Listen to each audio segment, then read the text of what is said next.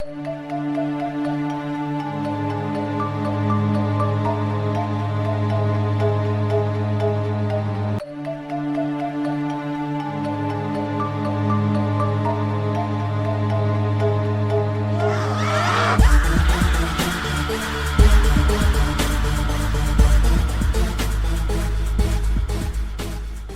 up, everybody? Thank you for listening to the Whatcast.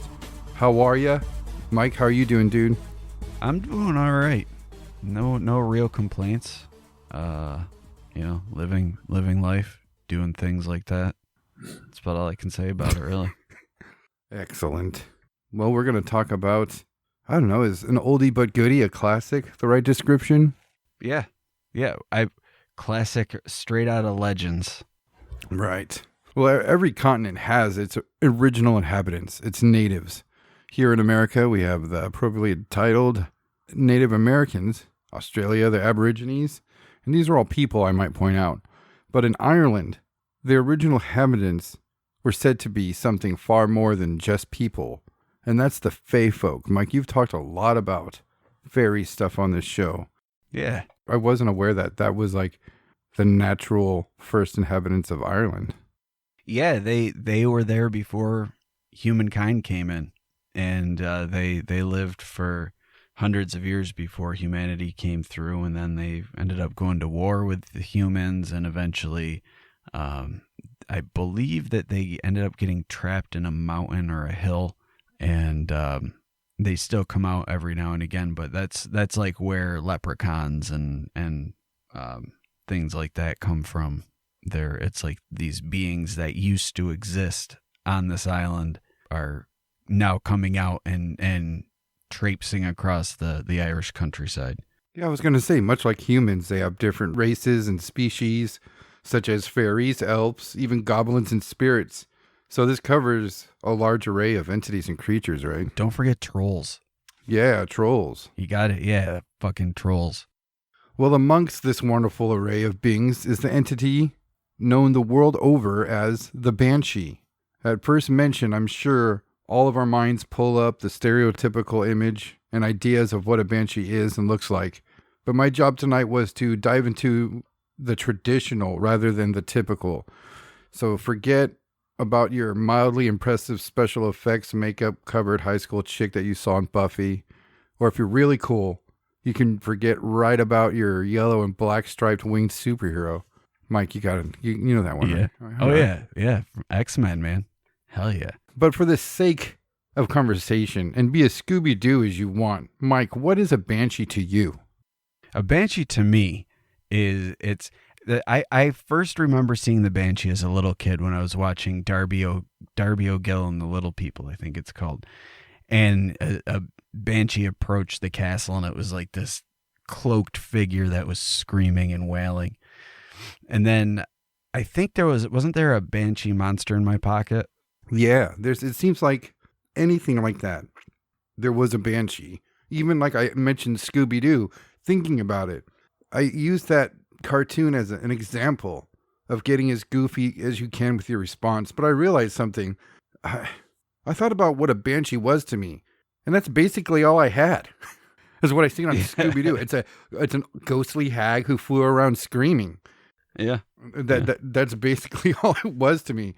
And my mind actually, saw that Banshee episode in my mind. And I don't know. It got me thinking that shit never got a hold of the kids in those types of things. And when it did, it just became like a part of a music montage or it just tied somebody up. But I don't know. It kind of made me think, like, why would we always see examples of these things, but we never see, when we were kids anyway, of it catching you. It's kind of like a training to just be afraid of. It's scary, but you don't know why. Yeah. And that's kind of how I felt about the Banshee. It was like a ghostly hag that just yelled. Well, you're wrong, Mateo. You're so wrong. It does way more than yell. Yeah, apparently so. In tradition, the Banshee, or in Old Irish, it's spelled Beansi, and there's a bunch of ways that people translate it, so I'm not going to try. But it translates into a few things, mainly woman fairy, and then woman of the fairy mound or fairy woman. Now, I found this part interesting. It is said to be a race known as the Aussie, which are a spirit, and it's said to be the descendants of one of two things. One, fallen angels. So we're talking the fucking beginning of time, creation here.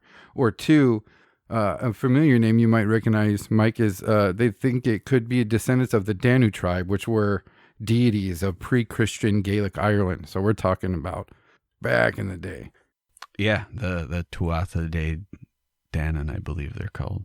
Yeah, so right off the bat, Scooby-Doo lied to me. It's not just some pesky lawyer trying to foil the gang's plans. These things seem to be originated from heavy-duty, powerful stuff, original gods or their creations thereof.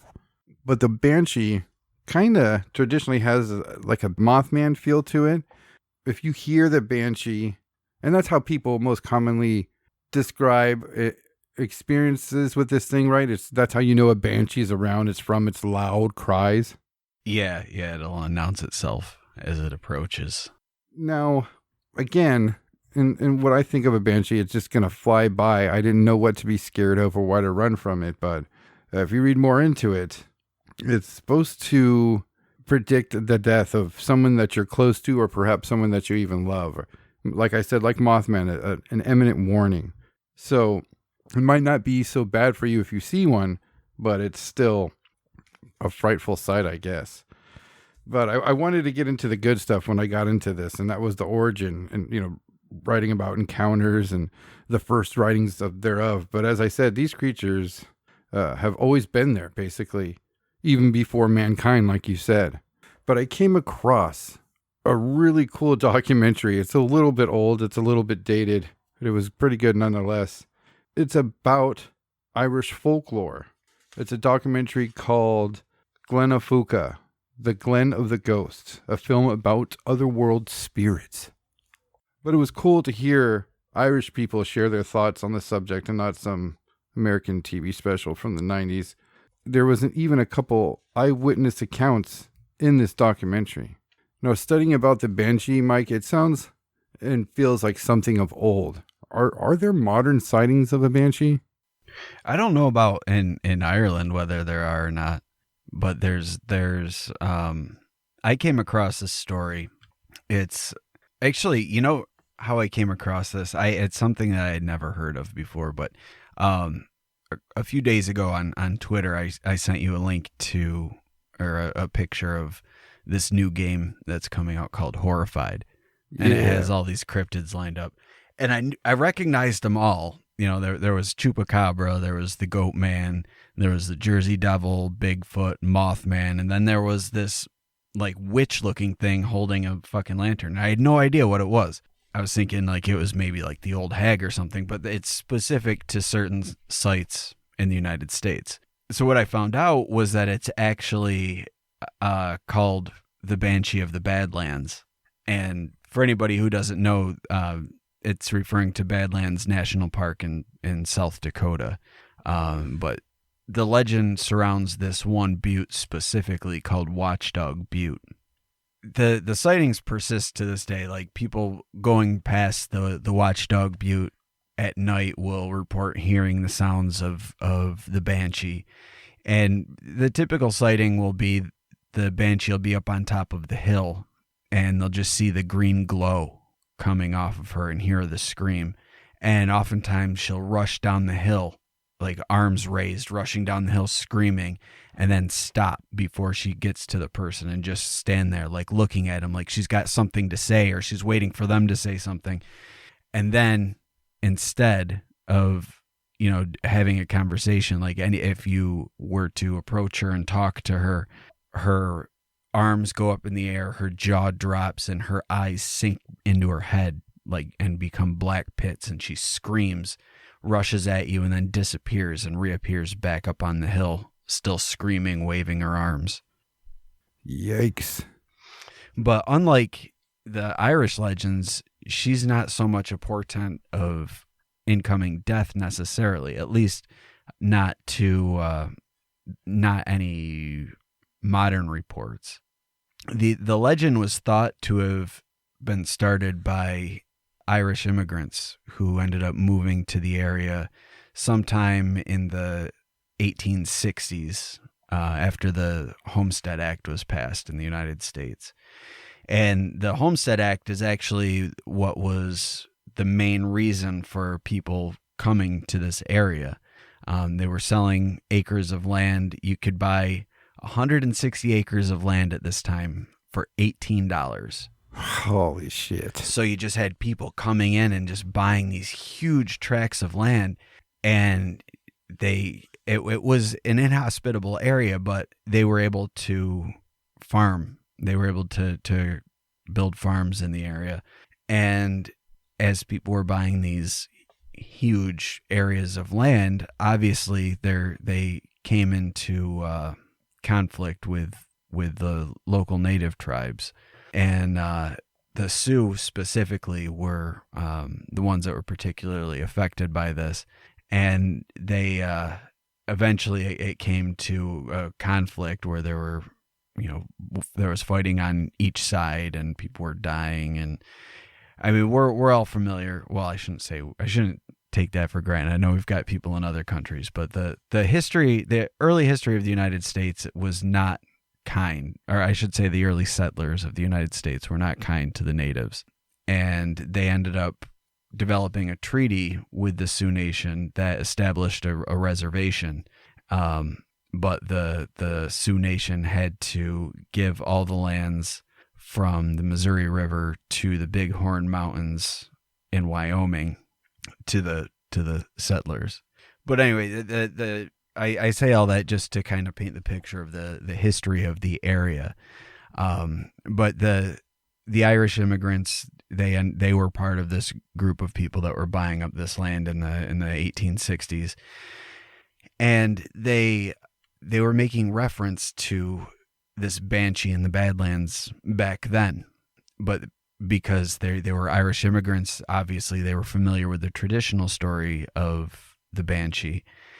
And they tied this, whatever this thing is that people have been reporting seeing since that time, they equate that back to the Banshees of their own tradition. And they're saying the story was at the time that this Banshee was there because there were certain Irish clans that had moved into the area that were cursed. And she was there to warn these cursed clans that their death was coming. So it does kind of have a hand in the Irish tradition, but it's different because other than these early Irish immigrants reporting seeing it and thinking that it was a curse on the clans, no one else has reported death after seeing it or meeting it. Oh, wow. And really? It's something that a lot of people have reported. And I should say no one has reported death from the Banshee itself. But there's different ideas behind what this could be. So obviously the Irish immigrants linked it to their mythology, but there's others that say that this was a settler woman who was killed by natives, and that's her ghost haunting the area. There's others that say it's the ghost of a native woman who was killed during the conflicts, and this is her ghost haunting the area and cursing the area.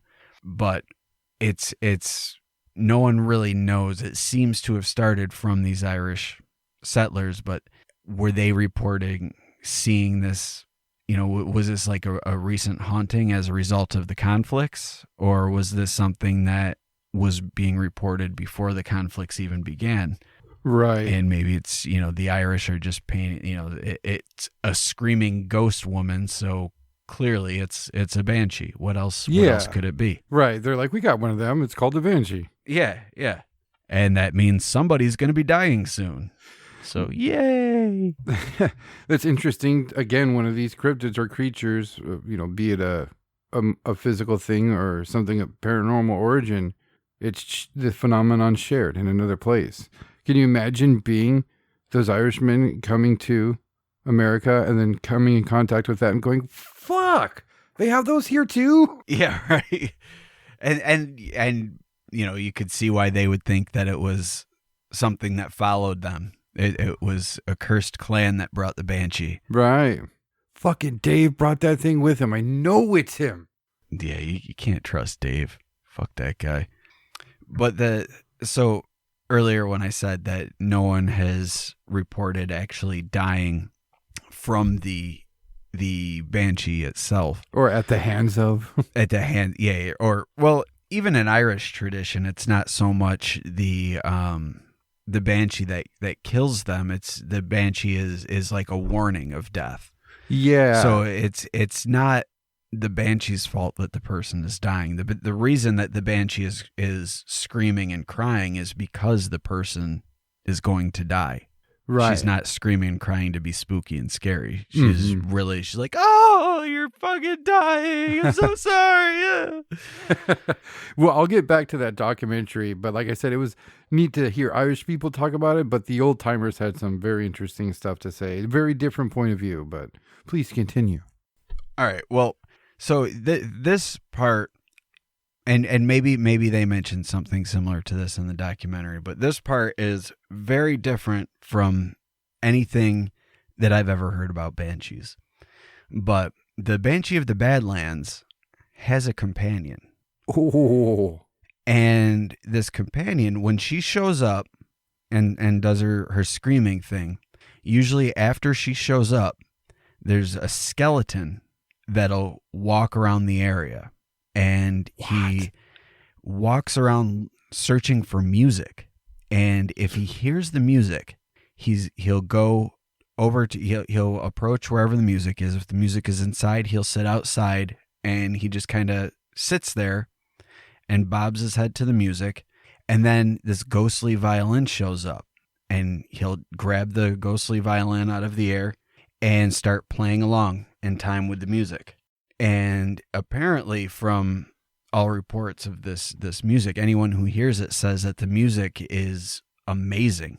It's able to be soft and subtle, but also rise to the sound of like a howling wolf, or make a noise like the rattle of a rattlesnake's tail. And he's just able to do all this crazy shit on this ghostly fiddle. And he plays throughout the night. And as the sun starts to rise, his music starts to grow fainter and fainter. But anyone I shouldn't say anyone, but if anyone hears the music, there's a chance that they'll become hypnotized to it. And as the skeleton moves away as the sun rises, they follow the sound of the music, and the skeleton will lead to areas with like a rocky pit or a steep ledge, and using the sound of his music will lure people off of these ledges to their death. Wow. Okay, a couple things here. One, that's one of the coolest things I've ever heard. Two, what a dick. And three, can you imagine if we were alive in that area at that time? Like, we would just get super drunk and like handcuff ourselves to like our wood burning stove and wait for that thing to come. Just listening to the music, be like, this is the greatest music of my life, and I really want to follow it, but thank God I had the foresight to handcuff myself. Yeah, we just jam along with it until we fell asleep. There's actually a story, and this is one of those things that could just be a folktale. I don't know if it's an actual report or not. But there was a story of three, I will call them cowboys for lack of a better term, but I think they were cattle ranchers or something. This was in the late 1800s, and they were traveling through the Badlands when they saw the Banshee. And so they rode away from the Banshee and set up their campsite, and they started to hear this music, and they see the skeleton approach with the fiddle, and he's playing this amazing music, and for a while they become entranced, but two of them ended up falling asleep. When they woke up and the next morning, the third was gone, and they still heard the faint music. And the faint music was coming from over the ledge of this cliff. So they very carefully peek over the edge, and they were expecting to see their friend who was missing. But instead, they just saw the skeleton sitting at the bottom of this cliff playing its violin. Ooh, I try to get them. Yeah. Does the skeleton have a name? I mean, we know that she's called the Banshee. And how weird! He's just like an after effect of her appearing. Yeah. That is so weird. Yeah. And he doesn't always appear with her. It's just something like if you're, I guess music, like if you see him or if you see the Banshee and then you go back in camp and you're playing music or something, that'll attract him. That's crazy. He's got a taste for the musics. But who knows? I mean, maybe the skeleton is a she, and maybe it's the skeleton of the whoever the woman was that the Banshee is the ghost of. And so after the Banshee appears, then her skeleton reanimates and wants to play the fiddle. And it's like, you know what? Fuck you guys. You're going. You're dead. If I'm dead, you're coming with me. That is fucking awesome. That is cool. Yeah. Yeah, it's a really cool legend. Yeah, one thing I liked about this documentary was how the old timers spoke of this Banshee. I mean, as straight up fact, with more belief than I've almost ever seen people being questioned about some type of, again, I don't know what to call it because it's not part of their lore. It's part of their history. What do you think about that? I mean, that's, again, I know I'm being a little bit over the top with it, but that'd be reading about like how at this one place Jesus visited, there was just a chupacabras that they had in town, and they just noted it, and he was even ever tamer, even in presence of the Lord. It's not so much like that. It's more like think of it more in terms of like Greek mythology, like that sort of thing, where the gods existed before man existed. And so these beings, the first of their kind and their initial descendants were the gods and goddesses of that area. And over time, it was, the humans came, they got into battles, and then they were relegated to myth. So their power was diminished, and now they're kind of taking the role of like nature spirits, like leprechauns and fairies and things like that. I think it's all kind of just different names for the same type of being, but right.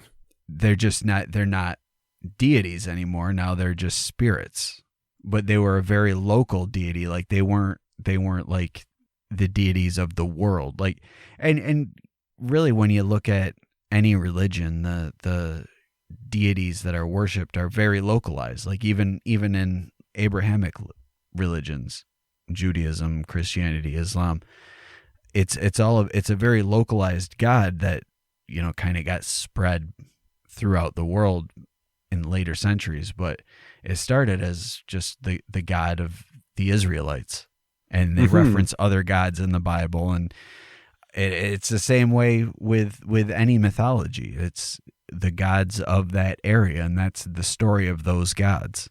Very true. But the documentary also demonstrated how their youngsters seem to be well aware of this creature and the whole folklore in general. It was awesome to see, but there's a couple quotes. One I love from this one guy. They have a lot of just random people from the area who live there. It says the other world is what they call it. The other world is their realm for where these entities come from and live, is in the air here, something more than the immediate. And someone else mentioned that the fairy weren't considered so much a spirit as much as a different type of person, which I found interesting. Yeah, that's like a whole other race, like fucking Lord of the Rings type shit. Right. That's awesome. And it seemed like the older the person, the more, maybe the more set ways in the old traditional pagan ways of the area, the more they believed. Every older person, I don't like to say old person, every older person that talked about it, spoke of it as fact. And then at the end of saying what they would say, not as, I mean, from what I can gather, they weren't doing it as like as a ooh type of effect, but they all would chuckle at the end of saying it. Almost some of it nervous, and some of it like looking at the person who they're telling it to, and just like an almost like I know it sounds crazy type of chuckle, but they straight up believe in it. There's a lady that talked about hearing the banshee. She was out. Okay, it was a story from her aunt that she heard that she was out in the garden gathering vegetables, and they had heard the banshee and she was approaching, and they decided to fucking not move. And they saw the banshee wailing, and they said traditionally she's combing her hair.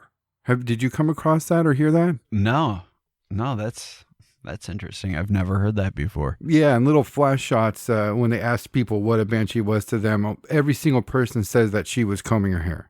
They said that the banshee approached their house and continued on down the road, and they didn't pay it any mind, and they said she didn't pay them any mind.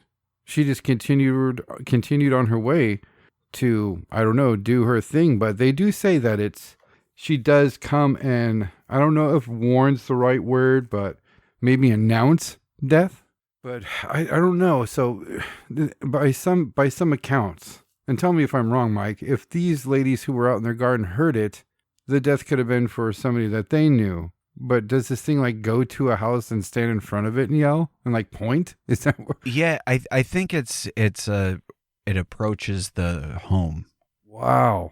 And that's kind of an interesting thing. Like I had never considered like what the neighbors would think if a banshee approaches somebody's house. Like, oh shit. Yeah. The O'Haras have a banshee in their yard. Well, see, that's one of the eyewitness accounts. Well, this guy heard it. It was just an older local man, and he tells the story about hearing a banshee at night from inside his home. And again, he was an older guy, so he was like, he tells a story as fact. He's like, it's a banshee outside. I know what the fuck it is. There's no need for me to go poke my head out. But apparently it walked to a neighboring property's yard. And he said that the next day, one of his neighbors who was a miner died in a collapse the very next day. And like a collapse of the house, or was the collapse unrelated? No, he worked in a mine. The mine collapsed. Oh, okay. And everybody who had a story about an experience with hearing or seeing the banshee, most of them ended it with, and I don't know what else to tell you. I mean, I don't know what else to say about that. That's just how it went down. There was another guy who's, what? They had a different tradition that was related to one of these other world spirits, that something to do with butter, putting butter on the windowsill. And I think it was some type of offering of food to the fairies. And yeah, there's a lot of that. Yeah, there is. And there's somebody who didn't do that, but found butter on their gate to their home. So they said, oh shit, somebody has sent fairies over here because we don't do that. And he said that their dad died the next morning. Oh, damn. Yeah. And there was another tale, and I like this one because it was a younger guy. His name is Jim Fitzpatrick. He's a writer and an artist from Ireland. And he said that it was in the early evening, late enough for him to be in bed for the night. I like how he described it, because you hear these people describe the wail. They say a wail, the cry, the wallowing of a banshee. But I always think there's a lot of weird things that make a lot of weird sounds. Why does this stand out? Why is it that when they hear this sound, is it automatically a banshee? And this Fitzpatrick gentleman says he started hearing the sound, and he says, in my mind, it's a banshee. But he goes on to, he's like, you probably heard like a cat, like gnarling, like it's going to fight. Mike, you know how loud they can get. And first time you hear that, you go like, holy shit, no wonder they called the Tasmanian devils on Tasmania devils. Like if they were, those people were sitting on the beach and hearing shit like that from a bigger animal, that's the only thing it sounds like. But he says it sounds like somebody's truly killing a cat. It's so horrifying. It's unmistakable to confuse the banshee with anything else. And he said that he popped up out of bed and looked out the window, and he couldn't see it, but he can hear it, and it was getting closer. And he just decided to go lay back down and put the covers over his head. And he said that when he got up in the morning, he told his aunt, and she said, yeah, I heard it. That was the Banshee. And she says, it's for, I guess, your uncle or something, somebody, Frank, a family member named Frank. She says he's dead because apparently that Banshee came to their house. And he said... to let them know that a loved one was dead? Yes. And they had, the only family member they had named Frank that he knew of was a relative that lived in New York. 2 days later, they got a telegram that he was dead. Oh, wow. Yeah. So he died in New York, but it visited them in Ireland. Yes, to let them know that a loved one had passed. Wow. Yeah. And this documentary is a little bit old, 15, 20 years old, maybe a little bit more. I don't want to say, because if it's older, I'll feel bad. But I consider this a modern encounter, a modern sighting. Yeah, I would say so. Like it's not something from, like the 18th or 19th century. Right. Wow. Yeah, but the older people talked about her as fact. Like I said, there's a woman named Dr. Patricia. I'm not going to even try. I'll put the documentary in the show notes, of course, and on the YouTube playlist. It's just a heads up. They have a couple-minute clip of the documentary. And in the description, they say if you want to watch the whole thing, go to this Vimeo. You can click it. I watched it on there. It's awesome.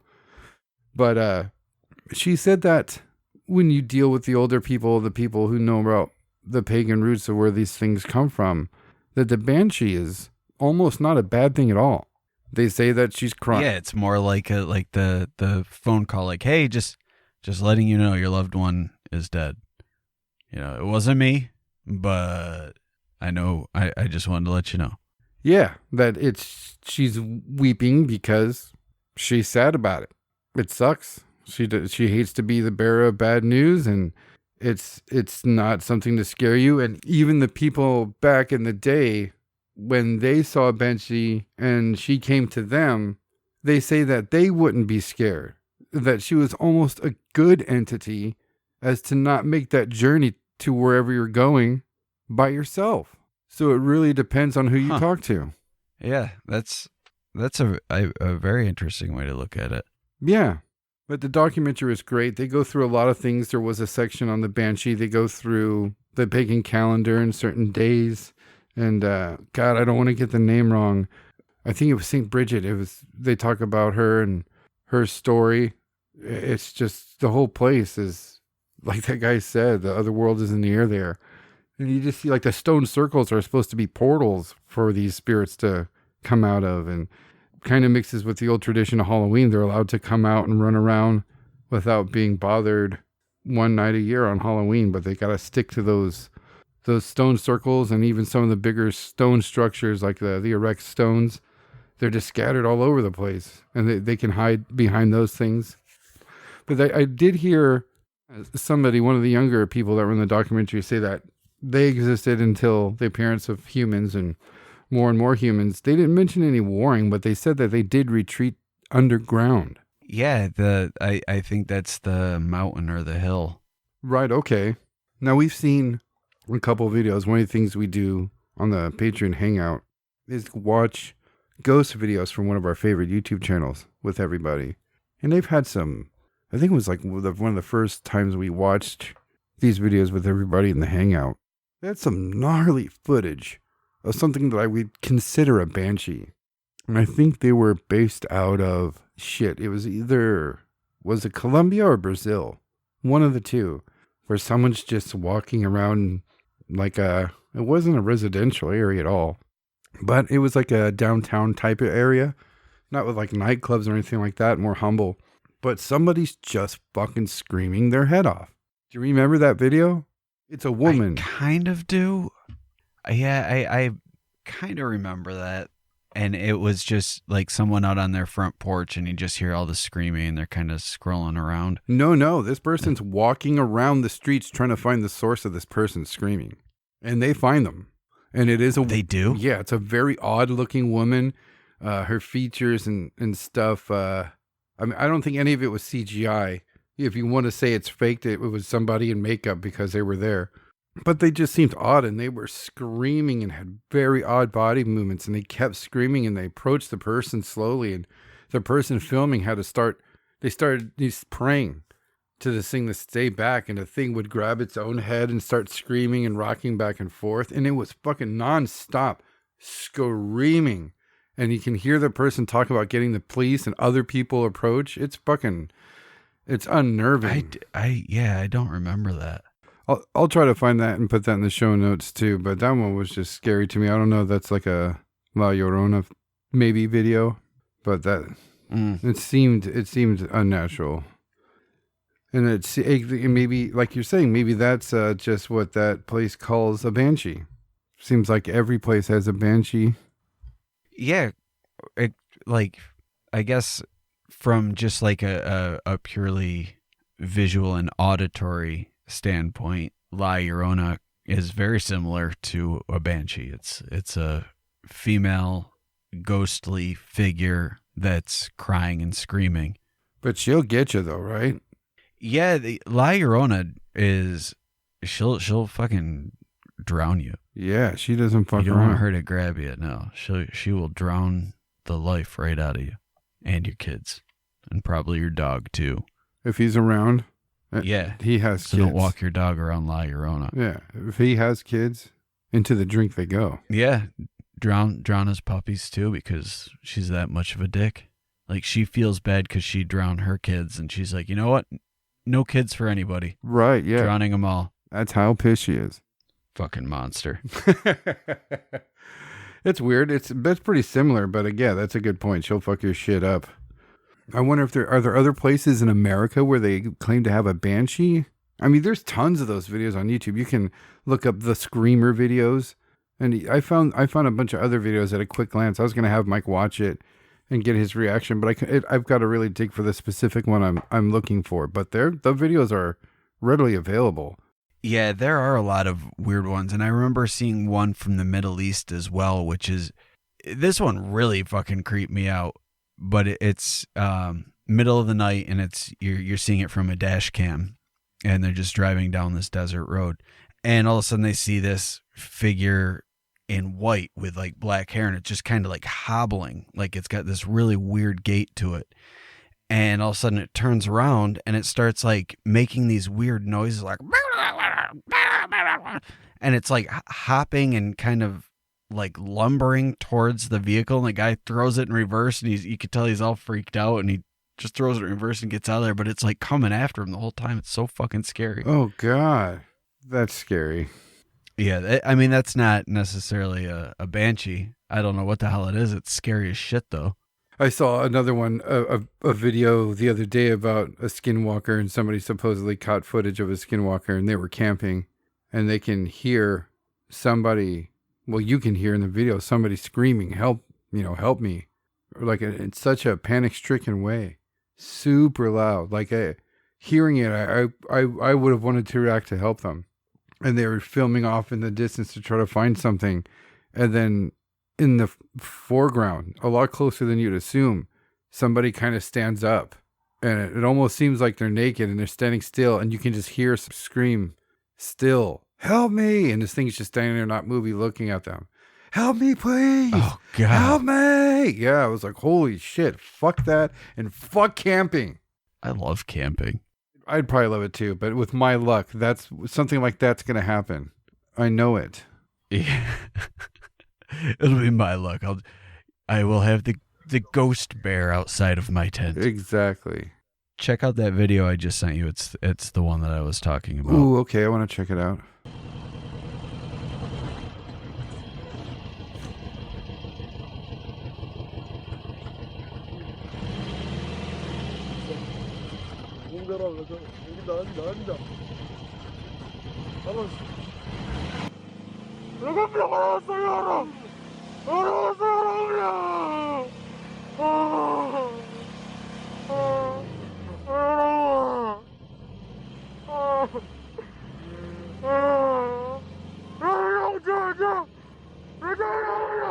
That is so creepy. That guy sounds so panicked. Like you can almost, like, with being in a language I can't understand, I can almost tell that he's freaking out because he doesn't want to take his eyes off it so he can flip a bitch and get out of there. Like, he's panicking. Yeah. I wish I can understand what he's saying, or if he's, man, you can sense, I mean, he starts to weep and wail a little bit. Yeah. Yeah, it's a cool video. I don't really know like what the background is, but it's been out for a few years now. It's a cool video though. The Banshee said to be an all white like that as well. So maybe Saudi Arabia has a Banshee. Arabian Banshee. I'm just kidding. I'll take that out. Oh, that's awesome. Wow, I didn't realize it was such a shared phenomenon. I can make the Banshee, La Llorona, Screamer, Saudi Arabian desert witch connection. Yeah. Yep. It's all they're all together. They all hang out after the show, so to speak. And they share trade secrets. They've got this whole like an annual convention where Banshees and La Lloronas from around the world gather. Just standing around a big giant conference room screaming, nodding their heads and using hand gestures like, oh, I get it, and writing stuff down while they yell. Yeah. It's incredibly loud for the outsiders, but for them, it's a way to network, share trade secrets. I think all 80s hair metal bands lead singers were Banshees. It's possible. It's definitely possible. I have heard rumors that Vince Neil tries to get in, and he's usually turned away at the door. He can only hope to be a Banshee. Yeah, he's nowhere cool enough. He just screams and babbles incoherently these days. I remember a few years ago you posted a video on our fucking Instagram page with him singing Kickstart My Heart, and it's, oh my God, it's just awful. Oh man, I love that so much. I'm gonna find it now. That's one of those ones you could watch whenever you're feeling down, and it'll make you smile.